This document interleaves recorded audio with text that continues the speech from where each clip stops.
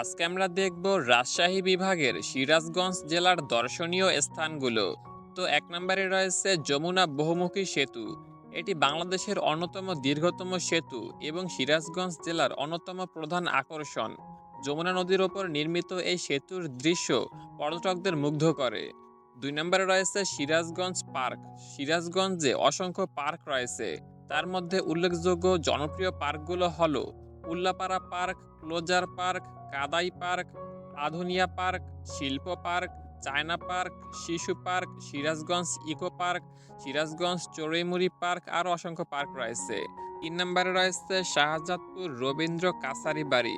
বিশ্বকবি রবীন্দ্রনাথ ঠাকুরের স্মৃতি বিজড়িত এই পৈতৃক জমিদার বাড়িটি একটি সংরক্ষিত জাদুঘর।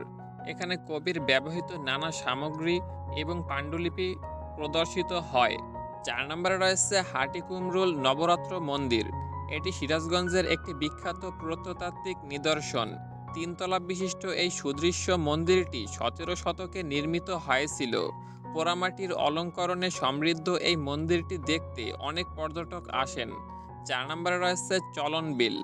বাংলাদেশের সবচেয়ে বড় বিলগুলোর মধ্যে একটি। বর্ষাকালে এর বিশাল জলরাশি এবং চারপাশের প্রাকৃতিক সৌন্দর্য দেখার মতো। বিলের বুক দিয়ে নৌকা ভ্রমণ একটি চমৎকার অভিজ্ঞতা। ৬ নম্বরে রয়েছে ইলিয়ট ব্রিজ।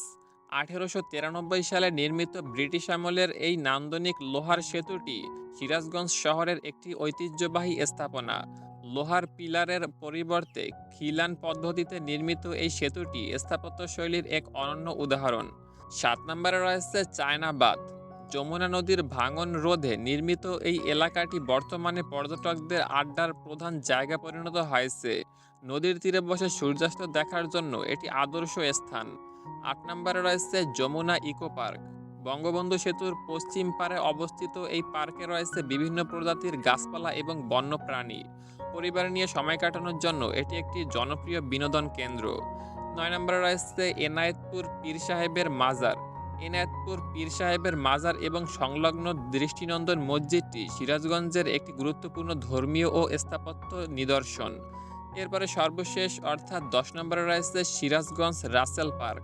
সিরাজগঞ্জ শহরের যমুনা নদীর পাড়ে অবস্থিত শেখ রাসেল শিশু পার্ক বা পৌর শিশু পার্ক পর্যটকদের জন্য একটি জনপ্রিয় বিনোদন কেন্দ্র।